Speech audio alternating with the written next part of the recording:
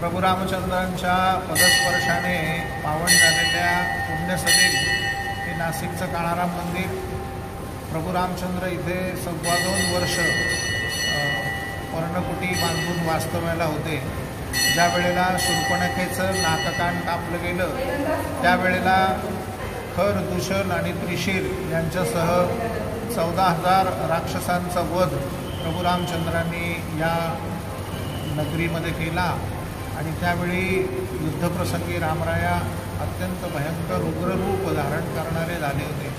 कालरूप भासत होते, अत्यंत उग्र भासत होते. म्हणून काळाराम म्हणून या ठिकाणी रामरायांची जी दर्शनाचा जो आपण विग्रह म्हणजे मूर्ती जर पाहिल्या तर देवांचा उजवा हात छातीवरती आणि डावा हात पायापाशी. जो कोणी या पंचवटीमध्ये माझ्या चरणाशी येईल त्याचं रक्षण मी करेल, त्याला मी अभय देतो, अशा आशयाच्या मूर्तीचा अभयराम म्हणून देखील उल्लेख आढळतो.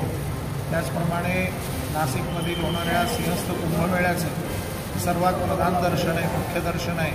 सिंहस्थाचं स्नान झाल्यानंतर सर्व भाविक या ठिकाणी दर्शनाला येतात. आदिशंकरापासून तर सर्व वैष्णव आचार्यांपर्यंत सर्वांनी या ठिकाणी दर्शन घेतलं आहे. गेल्या वर्षी पंतप्रधान नरेंद्रजी मोदी देखील नाशिकला या ठिकाणी काळाराम मंदिरात आले. जय श्रीराम. आपलं नाव सर? मी महंत सुधीरदास.